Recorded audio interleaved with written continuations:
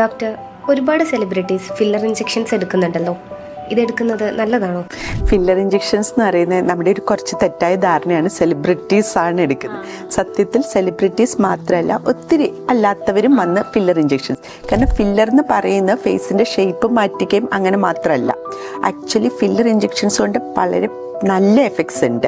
അതായത് നമുക്കിപ്പം ഒന്ന് ചിന്നിനെ ഒന്ന് കുറച്ചും കൂടെ പ്രോമിനൻ്റ് ആക്കുക, അല്ലെങ്കിൽ ലിപ്സ് ഒന്ന് സ്ലൈറ്റ്ലി ഒന്ന് തുടുത്ത പോലെ ആക്കുക, അല്ലെങ്കിൽ മൂക്കിൻ്റെ ഷേപ്പിലൊന്ന് സ്ലൈറ്റ് ചേഞ്ചസ് വരുത്തുക.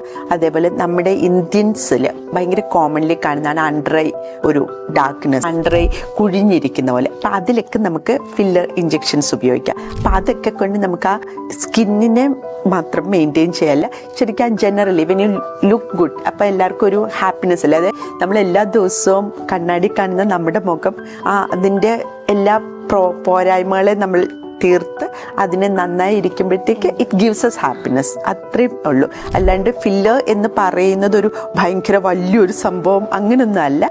അത് നമ്മുടെ വേണ്ട കാര്യങ്ങൾക്കനുസരിച്ച് വേണ്ട പോലെ ചെയ്ത നല്ല എഫക്റ്റാണ് അതുകൊണ്ടുണ്ടാവുക. ഡോക്ടർ, സാധാരണ എത്ര സെക്ഷൻസ് വേണ്ടി വരും?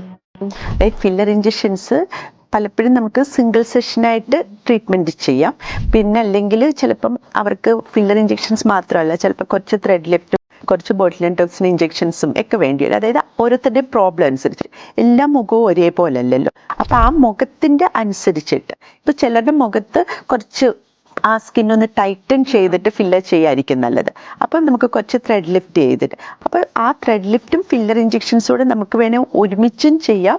അതല്ല, ഇത് ചെയ്ത് കുറച്ച് ദിവസം കഴിഞ്ഞിട്ടാണേലും ചെയ്യാം. അപ്പം ഓരോരുത്തരുടെ സ്കിന്നിൻ്റെ ആ പ്രോബ്ലംസ് അനുസരിച്ച്, അല്ലെങ്കിൽ നമ്മൾ എന്തിനെയാണ് ടാർഗറ്റ് ചെയ്യുന്നത് അതനുസരിച്ച് വ്യത്യാസപ്പെടും. ഇപ്പം ജസ്റ്റ് ഒന്ന് ഒരു തുടുപ്പ് മതിയെങ്കിൽ നമുക്കതൊരു ഒറ്റ സെഷനിൽ അങ്ങ് തീർക്കാം. അതല്ല, കണ്ടിട്ട്, അതായത് ഞാനെപ്പോഴും പ്രിഫർ ചെയ്യുക ഒരു 2 പ്രാവശ്യമായിട്ട് ചെയ്യുക. അതായത് ഒരു പ്രാവശ്യം ഫില്ലർ ഇട്ട് അതിൻ്റെ എഫക്റ്റ് വന്നു കഴിഞ്ഞ്, കാരണം ഫില്ലർ എന്ന് പറയുന്ന പ്രധാന അതിൽ ഹൈലൂറോണിക് ആസിഡ് ആവുള്ളൂ. ആ ഹൈലൂറോണിക് ആസിഡ് എന്ന് പറയുന്നത് വെള്ളം അബ്സോർബ് ചെയ്യും. അപ്പം നമ്മൾ ആദ്യം ഇടുന്നതിനേക്കാൾ കുറച്ചുകൂടെ അത് തുടുക്കും. അപ്പം ഇപ്പം കാണുന്ന എഫക്റ്റ് ആയിരിക്കില്ല ഒരാഴ്ച കഴിഞ്ഞിട്ട്. അപ്പം ആ ഫില്ലർ ഒന്ന് സെറ്റിലിൻ ചെയ്തിട്ട് അതെങ്ങനെയെന്ന് നോക്കിയിട്ട് പിന്നെ വേണമെങ്കിൽ അഡീഷണൽ ആയിട്ട് ഇടാം. അങ്ങനെ ആയിരിക്കും ചെയ്യുന്നത് കൂടുതൽ നല്ല.